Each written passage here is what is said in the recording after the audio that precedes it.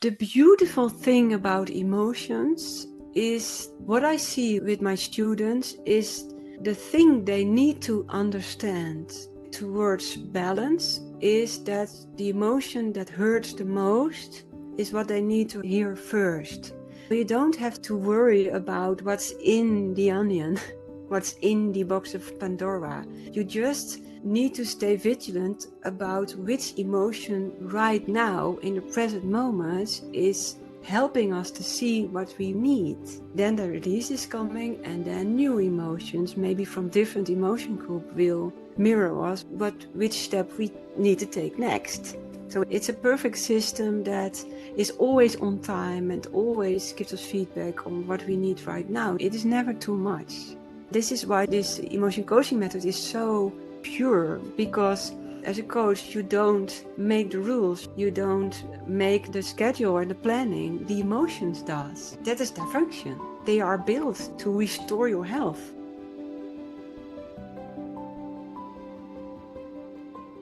Today we explore the hidden architecture of our inner world, the Codex of Emotions. My guest today, Vera Helleman, has dedicated her life to decoding the intelligence of emotions. Born deeply sensitive to the energies of others, she's developed a rare perception of how harmony can shift to conflict in an instant. Rather than running away, she followed the trail into the very heart of emotion itself.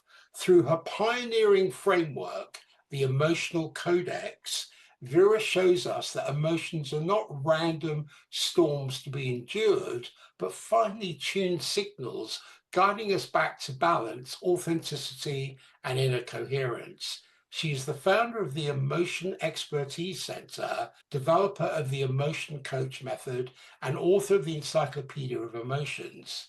Today, we will journey with her through the spiral of awakening, discovering how emotions can be decoded, integrated, and lived as a language of wisdom, not only for personal healing, but for collective transformation. Vera, it's an honor to welcome you into this space. For me also, Peter Michael. Let's go back to the very roots. If emotions are a language, I would suggest that most of us have forgotten how to speak it. Yes. So let's start where it all begins, which is our earliest relationship with emotions. Every child is born fluent in the language of emotions, crying, laughing, clinging, exploring.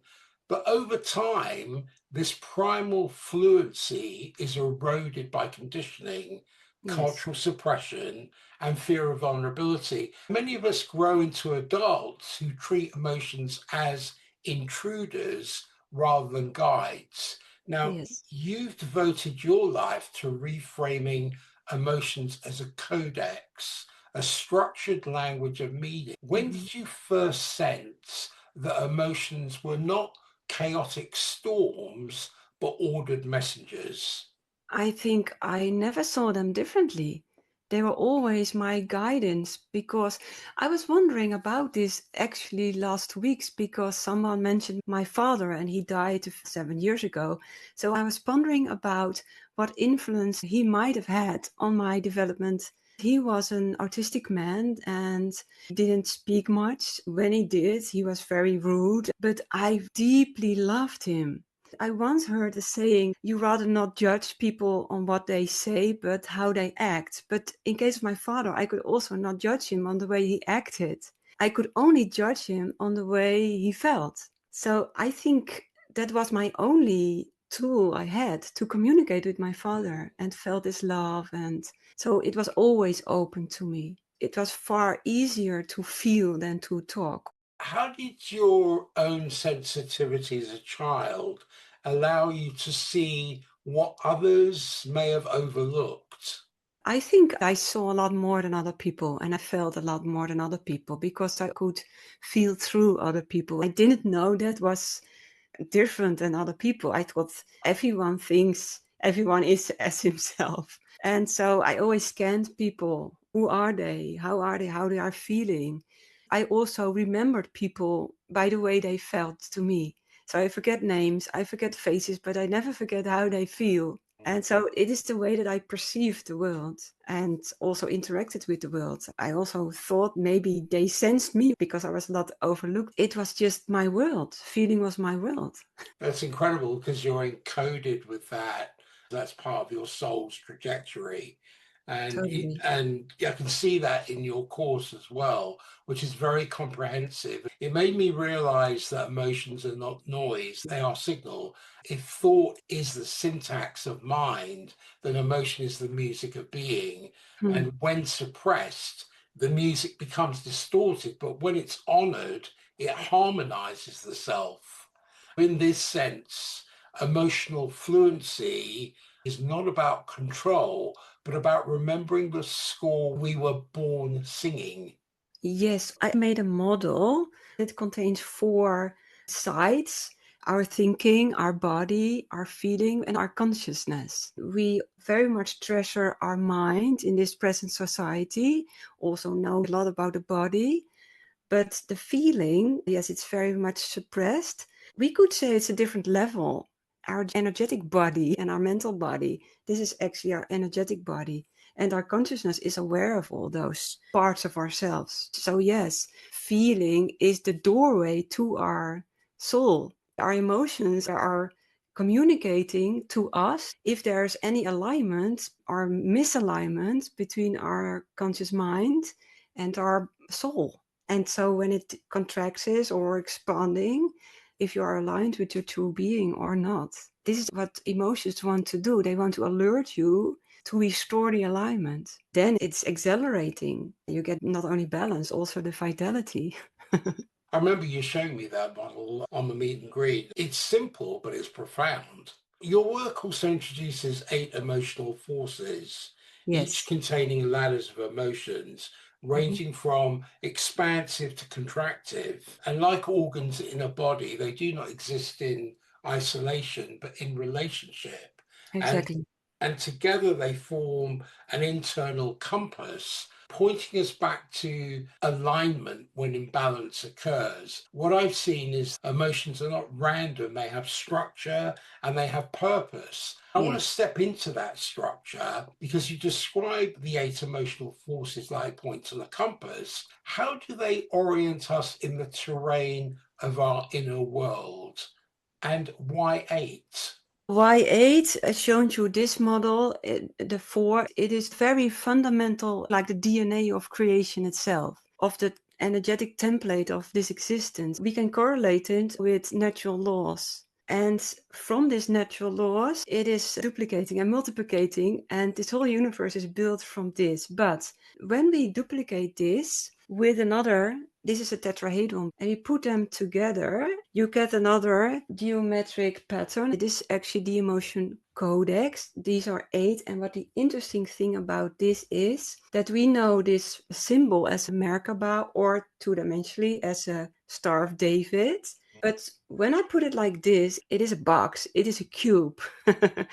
The interesting thing about this cube, when you look at it energetically, is that this one is, for example, contracting, expanding, contracting, expanding, contracting, expanding. So it is almost like an energetic field that is built from an electromagnetic field. When I would change this figure into another, the Merkaba was just a symbolic pattern to understand it. But in fact, it is like 4 magnets that are continuously breathing out and breathing in. It's actually a magnetic field surrounding us. It's keeping us alive, vibrant, and yes, it's in everything, not only in our emotional body, but in everything are these forces interacting with each other Mhm. continuously. You cannot set one apart. We all try to eliminate the force of interconnection, which is correlated to our feeling. And we see what's happening with that in the outer world. There is greed, there is a lot of rules, all mind, but the interconnected is gone. So the integration of our feeling will help us restore the balance in our inner system, but also in the outer system. So it is actually inner world, it's outer world. You're describing how these forces relate and interconnect. Does imbalance in one inevitably cascade into another? Yes, they're always working together. What happens in our emotional system when one emotional force, which is also correlated with the life theme, and you mentioned the emotion ladders, it's possible that we are emotionally triggered and we fall down the ladder of that emotion group. So, for example, when we look at emotion group love, or maybe shame is a better example, we can fall down the ladder to feeling rejected or self-loathing or even self-hate. But when we climb the ladder, we feel self-confident and even proud of ourselves and being seen and heard and loved by the outer world.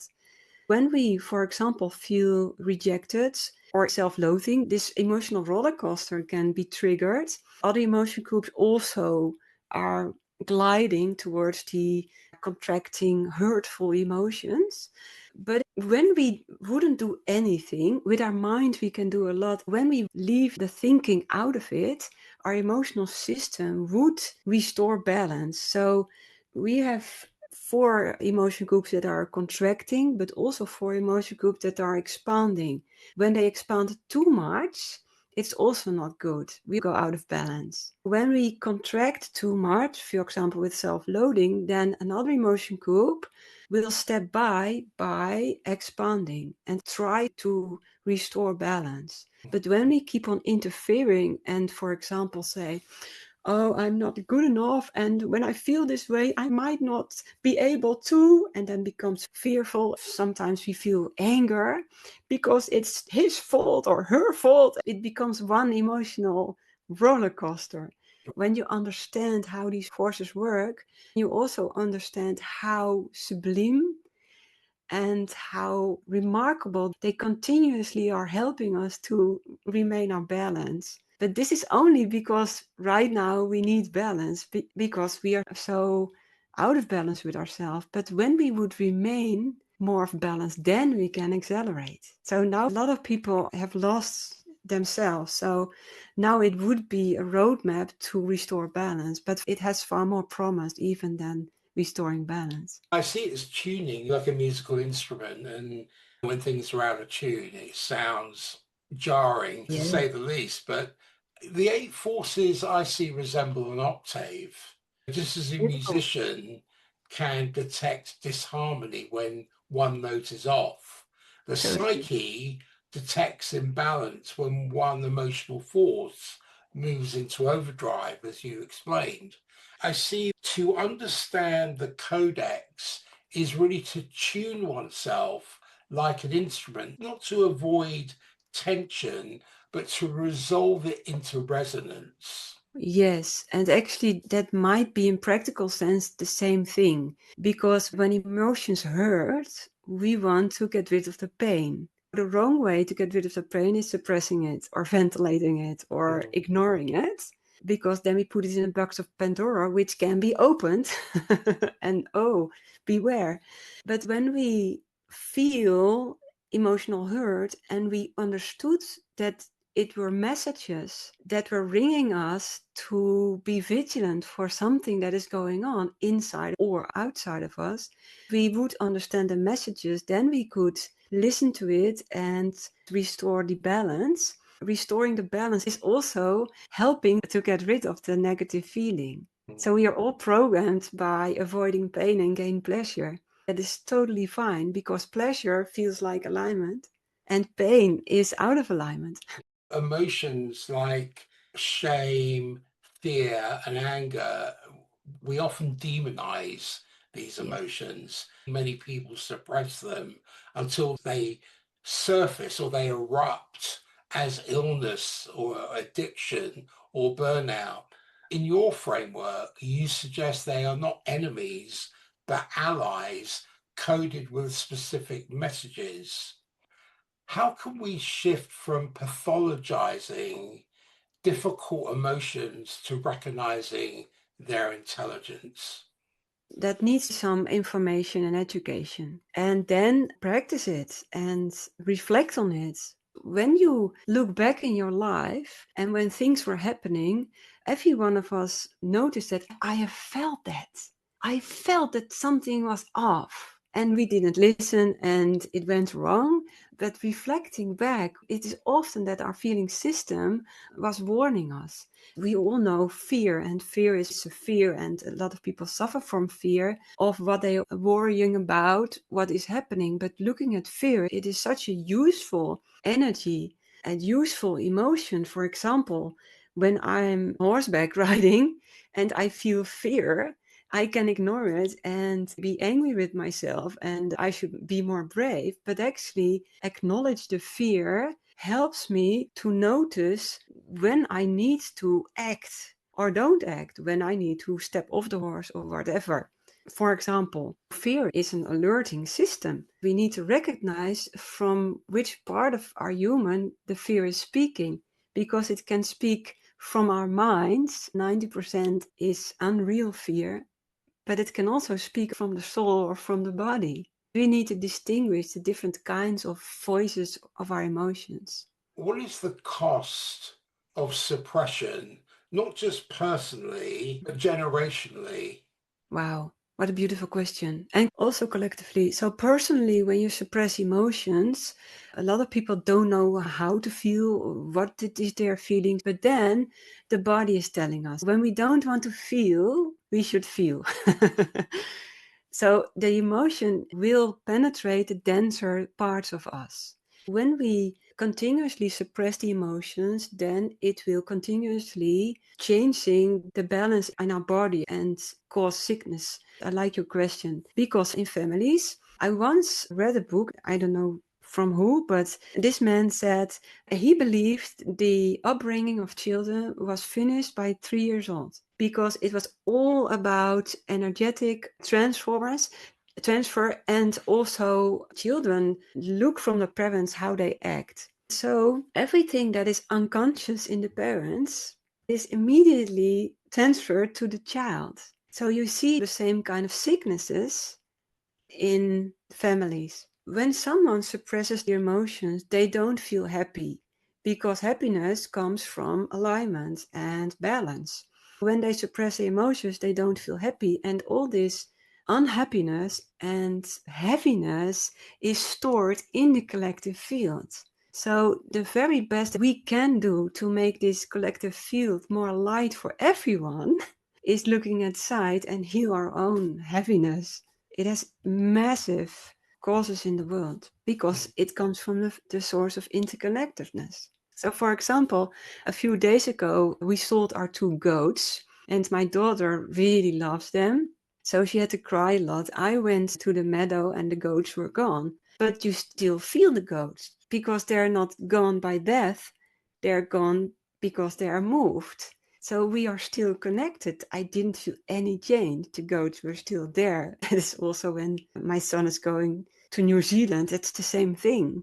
He's still there. There's still a connection. We are so connected. Just a few people understand it really.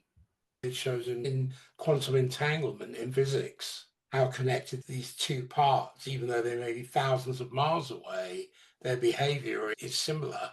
Oh, wow. We are the field collapsed into form. And Yes. being in this form, we resonate a harmonic into the field. So if we are resonating anger or jealousy or shame, then that's what comes back to us because it's mirroring us all the time.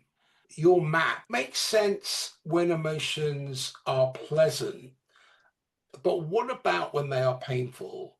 Shame, anger, fear, these are forces many of us try to avoid. How does the Codex help us read the messages hidden in the shadows?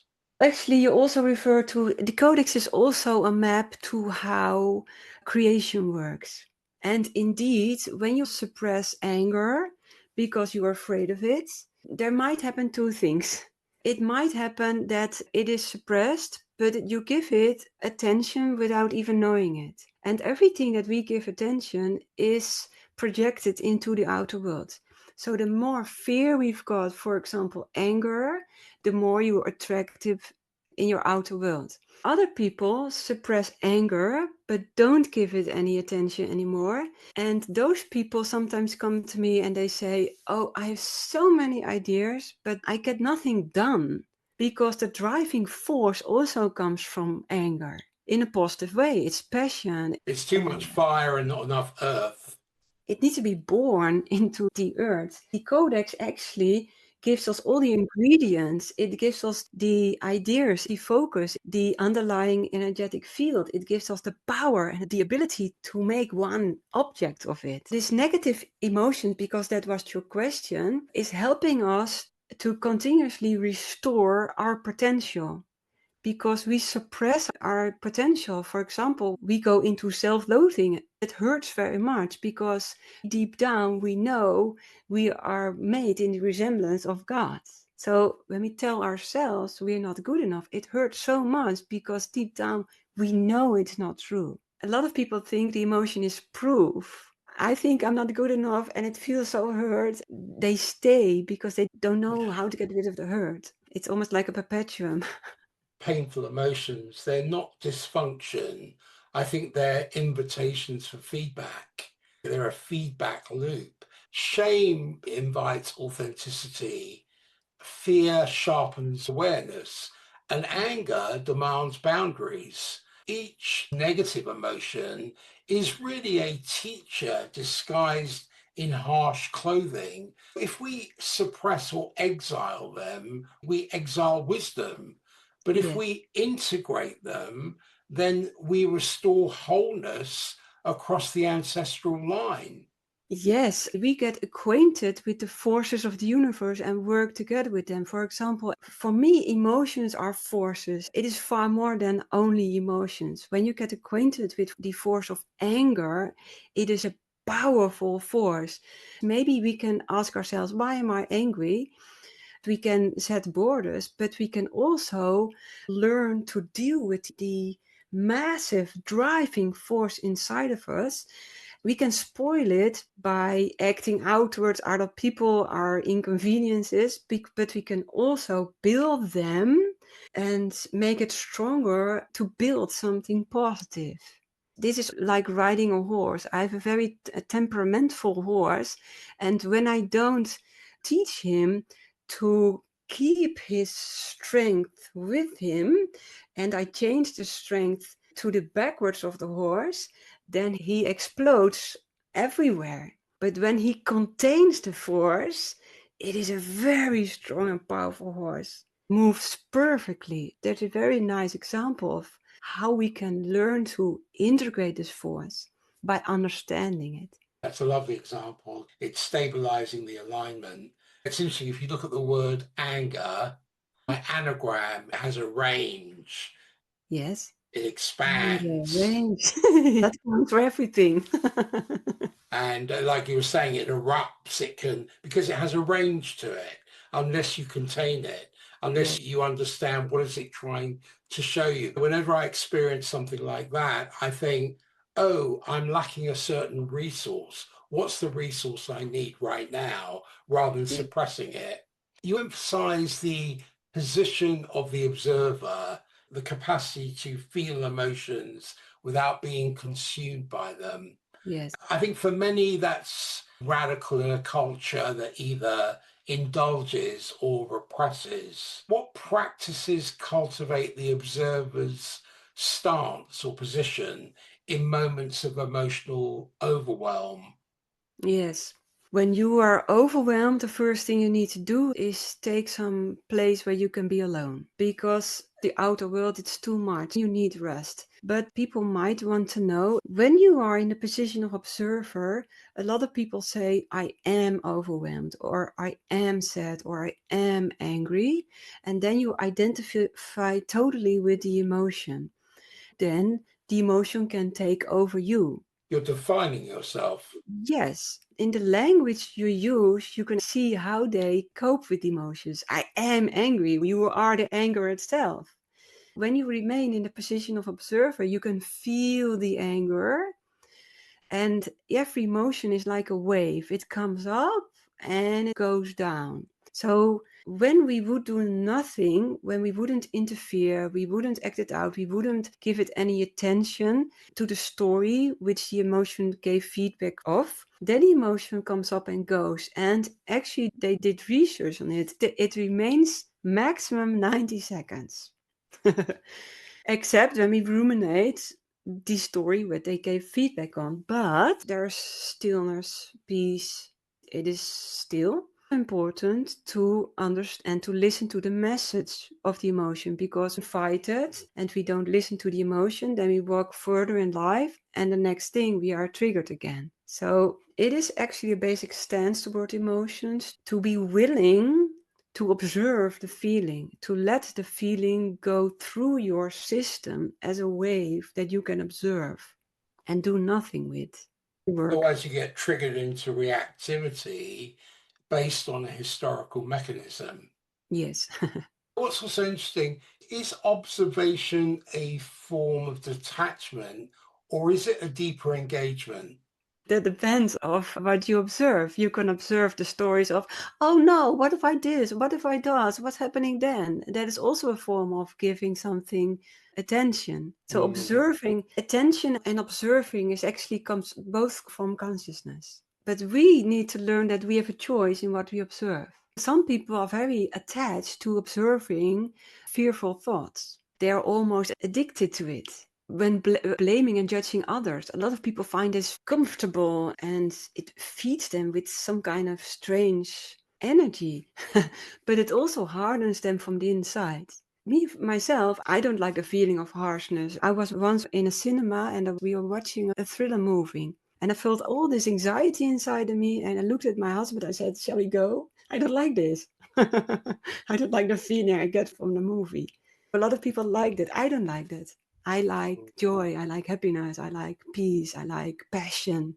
Many people forget that we are endowed with the gift of choice. We have the Exactly. yes and the no. I know some people argue, yeah, but sometimes you don't have a choice. I always Yep. see there is a choice. A dog can walk its territory, procreate, be loyal to you. It can do all those things, but I have never seen a dog play Mozart. It doesn't have that same gift of consciousness we have. The choices we have, we need to set those choices into motion by turning our observer on and being a node in the observational point so we can detect these things. Many people are numb. They have no awareness about what is happening. So Yes. the anger or the narrative just rolls off the tongue. Yes. I see observation is not withdrawal. I see it as the creation of space where chaos resolves into clarity, just as quantum particles collapse into form when observed emotions stabilize when witnessed without judgment. So the observer is the alchemy chamber where raw energy becomes a selfhood of coherence. Totally. When you look at this model again, this is the consciousness. A lot of people aren't aware of this. They are caught by the mind, by their emotions, their body is happening. They don't have a choice by doing something and they think they do. But when you include consciousness, then we can observe our thoughts, observe the body, observe our feelings, and then give the thoughts your attention or feelings. But when we look at this system, which is all working together, it is not our body that chooses. The body is set into motion by the emotion, and the emotion reacts on the thinking. But it's the consciousness that chooses to which thought it gives attention, and that thought becomes a belief. This is why so many things are happening without free will, because somewhere in our life we decided to believe one thought and then repeat it again and forgot that we have a choice to redefine it. And that's where discernment comes in. Totally. Most people think everything is made out of three: mind, body, soul, period. But there's consciousness. Everything here is seen through consciousness. The mind is in our consciousness, the body is Exactly. in our consciousness, and also the feeling our consciousness. We are in consciousness. Yes. We're in the field of consciousness. Yes, sometimes people identify with the body and thoughts, so they identify with the human part of this, the more denser part. But you can also change your perspective to understanding that this is me. I am the consciousness and I have a body. I want to talk to you about the breath. You describe emotions as breath, inhaling into the world and exhaling back into the self. Yeah. Many live with an interrupted emotional breath, overextending into achievement or collapsing into withdrawal. How do we start to recognize when our emotional breath is constricted? And what practices restore the natural rhythm of expansion and return? Actually, when you wouldn't interfere, it restores itself. That's the positive side of it. What we do as a species, we go too far out of balance. We get tired and burn out and lay down for months. See yourself as tightrope dancers. You need to restore your balance more often during the day. Emotions are always in the now, are always working, are always giving you feedback of how you are disbalancing yourself. So if you become more vigilant about emotions, not only when they enter the body, the denser part, but more earlier when they're still energetically, then you can move counterwise. So the emotion goes out of balance, for example, like this. And when we feel this, we want to restore the balance. We're continuously balancing. We can never reach balance for a moment. We reach balance and then go further into a process. It is continuously balancing. It is a very sophisticated system. Our emotional system is very sophisticated and subtle. It feedbacks on everything, every thought, everything's happening in your energetic system. The more sensitive you become, the more you can remain your balance and understanding it and move counterward. Society needs to change because when everyone becomes so sensitive, we don't like the way society is arranged right now. And I imagine on that tightrope, question of correcting and recorrecting all the Yes. time so you can achieve a semblance of balance. Like you say, when people talk to me about work-life balance, there is no such thing. There No. is work-life relationship.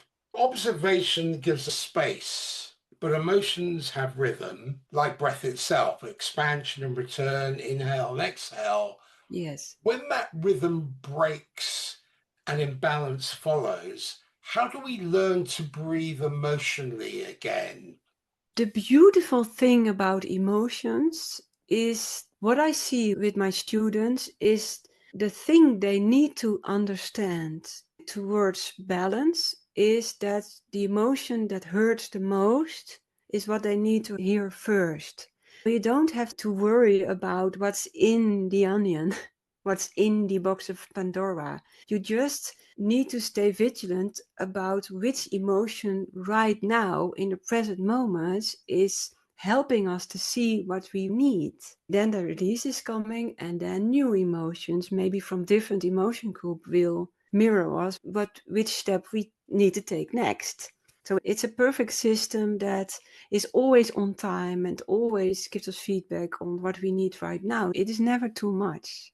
This is why this emotion coaching method is so pure, because as a coach, you don't make the rules, you don't make the schedule and the planning, the emotions does. That is their function. They are built to restore your health. I was going through the course, I wrote something down about suppression. To suppress emotion is to hold the breath of the soul. The nervous system becomes starved, the psyche suffocates, and by restoring the emotional breath, it means that I can learn to trust both inhale and exhale, which is joy's expansion and grief's surrender. So mastery is not Mm. holding steady, it is surfing the tide without drowning. Yes, and also acknowledge the fluency of emotions. It needs a new way of living because when I look at people around me, they want security and hold on to things. But we grow and evolve continuously, so we need to grow along. Our life is fluent and needs surrendering to the voices inside. But now there's a structure which tell you what they mean and tell you which step you need to take or step back from whatever. It is profound. One of the forces, among the 8 forces, love is unique. It's not simply one emotion amongst others. I think it's the axis around which the others orbit. But love is often distorted into jealousy or loneliness or addiction. How does the Codex guide us from distorted forms of love to love as a natural state? Yeah, actually, for me, love is the equal important as all the other. But what is happening in the world right now is we have a huge disbalance in the black one. So we need love the The black most. one being Shame, self-loathing, blaming, judging me. This is the collective. This makes the one out of the whole. This restores the whole again. Every force is equally important to live our lives. There is an order in what we need. For example, I've ordered them, and this is the most dense one. This is the most frequency one. So we need to make a journey through every emotional force, every life theme before we are ready to understand love. Can you go through each one? Yes, I'll try because they contain so much. So, for example, shame about identity, also ego. A lot of people say ego is wrong, but it isn't wrong because it also gives us responsibility for what we are. Then becomes fear, and then we go to the outer world and it needs to be safe. We can only be safe if this is built correctly. And then comes anger, and this is about our inner strength. We go out into the world, but we need a very strong self. But these work together, fear and anger. It's acting forces. Then discussed, those two are about healing, but also about empathy. The empathy to want to help other people, to morph into our peer groups. But we also need to restore ourselves, and that is the healing part, that's sadness. That is our self-healing capacity. These two are about information. How do we come up with ideas and be joyous about something and put it into a focus which we can use to manifest? This is where the inspiration comes from. We need to restore our relationship with our inner being by going through the denser part to the higher part. When we reach the unity, our natural state of being, from there we can consciously become conscious co-creators. Because this is intention and this is the physical object that we can manifest. So this is in a nutshell, because it is very... It's encyclopedic, I know. It is. Thank you for going through that for the audience. Love is not only an emotion. Do you see it as the foundation of our being? I understand your question, and I've believed it for a long time because I thought this was the consciousness, the soul part. But we are here in a human reality, a physical reality, a creative reality, and this reality could only exist because of all the 8 forces. When we would erase all the others and we would only honor love, we wouldn't be here. We need everything. I always say, from Neil Donald Walsh, he says, Earth is the most beautiful place from heaven. I so much like that sentence because when you look around, it is so marvelous that we can see colors, we can smell, we can hear sounds, we can project onto another and interconnect with this other part of us. Wow! This duality in which we live is a remarkable experiment of consciousness. And these 8 forces, without it, it wouldn't exist. This is the energetic template of this existence. Okay, so I want to put something else on the table, and I'd love to get your expertise on this and your insights. When I was going through the second month on your program, I was thinking about it as a ladder. When I look at love, I don't think love is the peak. It's not the peak of the ladder. Stay with me on this. I'm thinking out aloud here. Number one, is it the ground beneath it? Are all emotions expressions of distance or closeness to love? Is fear love seeking protection? Is anger love demanding boundaries? Is sadness love grieving separation? Am I on the right track in terms of trying to decode emotions? Because I'm trying to trace them back to what I feel is love's source code. I think we have a vocabulary issue here because for a lot of people on the spiritual path, love is a container word of consciousness. But when we purely look at love as an emotion, then I would say differently. When you mean with love, and it is, when we look at the force which love comes from, it is a containing energy. It is an embracing energy. It embraces everything. Without the force of love, none of it would have existed. But also without the force of anger, nothing would exist. It is not more important than the other. Each force is very important. It is a marvelous force. It is a beautiful force. But anger also. Is anger love demanding boundaries rather than just existing in a battlefield? There's a vocabulary issue because I've named the emotion groups based in psychology. We know the words anger, fear, and so love and joy sound positive, and shame and anger and fear sound negative. But it's a container word for an emotion group. When I tell you that love is about loneliness, depression, aggressiveness, panic, so it sounds differently when I would mention all the peak emotions like love, wonder, empathy, passion, liberation, excitement, and proud or being loved. Then you see that they all have a part in the whole. Thank you for that insight. Emotions are not only mental constructs, they live in the body. A lump in the throat, a heaviness in the chest, a knot in the stomach. These are the first whispers, I would suggest, of the Codex. How can we learn to read these bodily signatures before they escalate into illness? When we look at this model, emotions aren't in the head, emotions aren't in the body. Yes, they work together. And so the body reacts on emotions. Emotions react on the mind.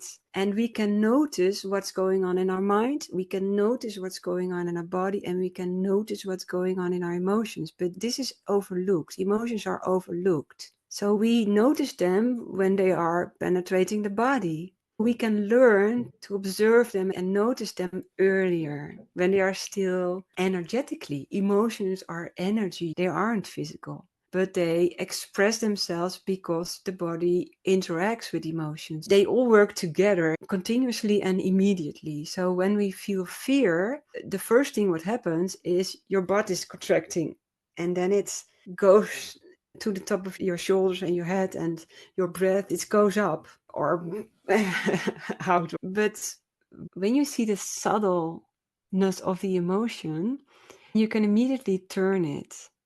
This is mastery, actually. We can be masters of energy. We can reach emotional maturity and mastery. How can I explain it? Let me help. So, if I ask you, what role does somatic awareness play in emotional mastery? Yes, a lot of people need the body to become aware of emotions because they totally miss the energetic part. From that part, when you acknowledge the contractions in your body and notice it that it might come from an emotion, the next time you are more vigilant to the subtle expressions of the emotions, and next time you are even more alert to the more subtle emotions. So it's a pathway, it's a journey, it's a practice. The body is the first page of the Codex. Before words, before concepts, the body writes truth in sensation. And I see that to ignore it is to let the message harden, but to listen is to re-enter the dialogue with life itself. Yes, beautiful. If emotions calibrate the individual, could they also calibrate the collective? I like your idea, but I would call it differently. emotions are very personal, but they derive from the feeling equipment we have, which contains instincts, feelings, and intuition. Emotions are very much intertwined with our mental states and say a lot about us. I would call it more feeling, or more of a feeling, the collective energetic body. But of course they influence it because we are part of it, interconnected. But what we need to understand that we are in this together. We are totally interconnected. A lot of people come to me and say, I take over the emotions of other people. How can I avoid that? And I say to them, you cannot avoid that because we are interconnected. But it can also be that it's an emotional response on the emotions of the other people, and you have to take responsibility. When we are in connection with each other and we feel the sadness of someone else, choose to don't want to the feeling and distract ourselves from it. But we can also take responsibility for it and transform it into our own system. And when our own system gets lighter, it will affect the system of the other person. So I always point at take responsibility for whatever you feel in your own system and help us elevate. Over the years, I've seen families, organizations, and even nations carry emotional imbalances, fear, anger, grief, and they're often suppressed or acted out destructively. How might the Codex be applied to conflict resolution at the cultural or societal level?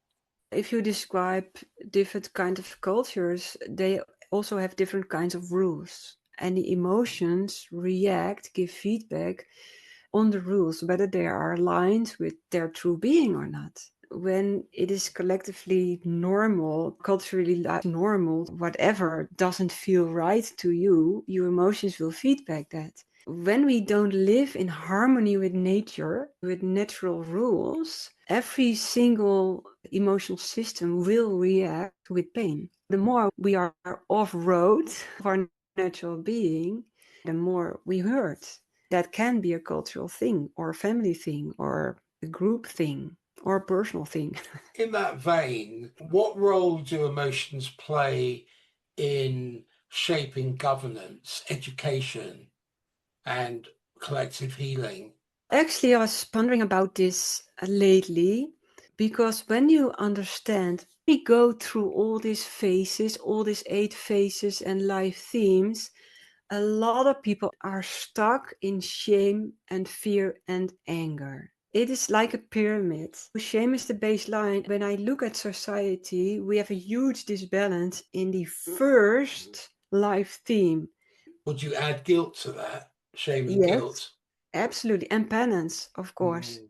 Totally. Our whole society is built on this balance, which is the first life theme that we needed to understand when we went into this dualistic world. When I pondered about when we would understand the Codex, come in alignment with ourselves, how would society look like? How would government look like? How would education look like? I couldn't even imagine it because it is not shown in the galactic field yet. It is not yet visible. It is not yet reachable in the collective field. So we need to go through the process first to make it visible, to make it accessible. I see that just as the body signals imbalance through emotion, societies reveal imbalance through collective moods, Yes, unrest, polarization, despair. I don't see these as failures. I see them as a subpoena or a calling to recalibration. And because emotional literacy at scale has the potential to transform conflict from warfare into dialogue and from division into coherence. totally beautiful.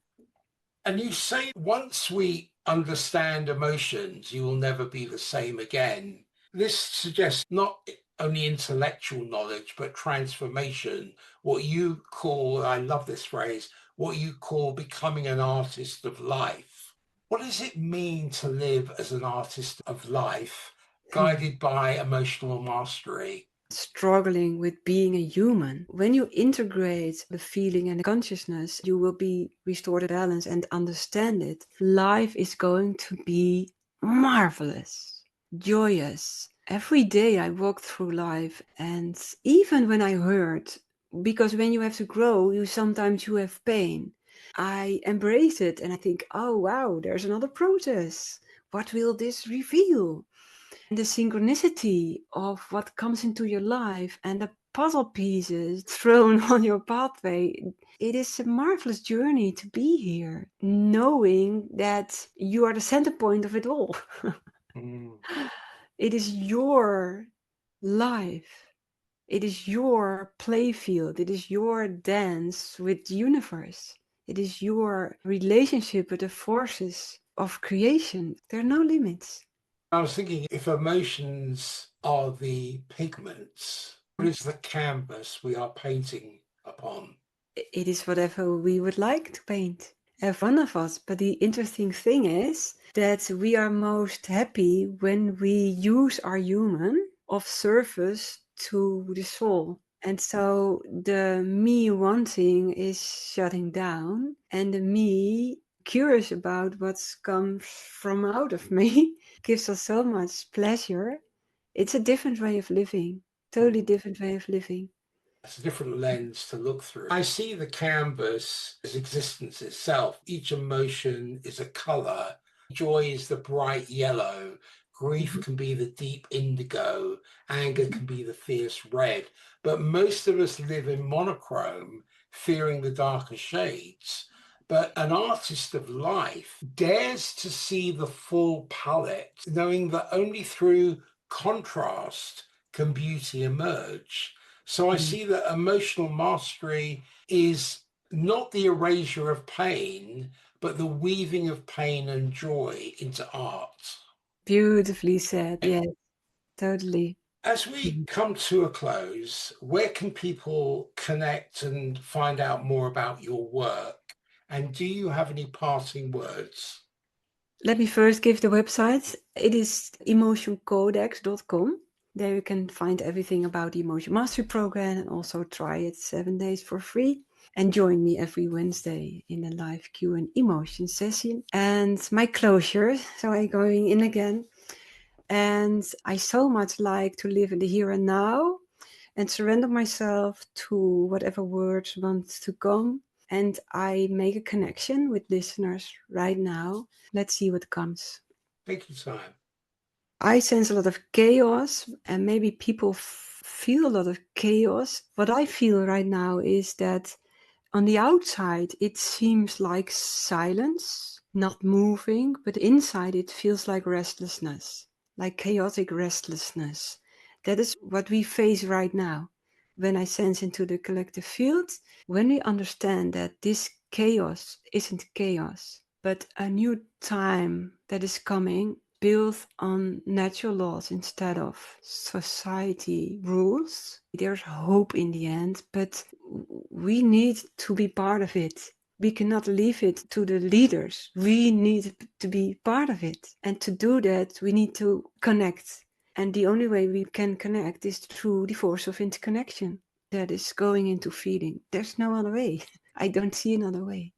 You think Hmm? silence is our instruction? Yes, maybe. A lot of people are scared of that silence. We are stuck right now. We cannot move right now. And from the inside out, there will be change when we are willing to be part of the change. What we've heard today is that emotions are not obstacles to be overcome, nor weaknesses to be suppressed. They are resources, the compass, the breath, the codex of our being, from shame to fear to love. Each emotion is a signal showing us that when we stray, they guide us back into alignment. You've also spoken about how suppression breeds disconnection, but observation and acceptance transform emotions into allies. And most profoundly, Vera has reminded us this is not just personal work. This is about our societies too. This is about our emotional beings. The Mhm. collective anger, grief, and fear are not pathologies to be denied, but voices asking to be heard. And emotional literacy at scale could reframe conflict as feedback and polarization as the prelude to coherence. This is the spiral of awakening to live as artists of life, painting not with denial, but with the full palette of human emotion. It's important to think of the emotion that has most defined your life recently. Instead of labeling it positive or negative, ask, what message is it conveying? What recalibration is it inviting? I see this as the gift of your work, Vera. Emotions are not against us, but for us. They're the most honest feedback life offers, the tireless companions walking beside us. If we can listen deeply and without judgment, we may discover that emotions are not storms to endure, but waves teaching us how to surf, and not barriers to enlightenment, but the very path to it. As you've shown us, we become not victims of emotions, but of life. Yes, it also not only teaches us, but also sets us emotions and reveals the path that we need to walk on. Thank you so much. It's been an honor and privilege to conduct this recording with you and to have this dialogue. Thank you very much. You're most Yeah. welcome.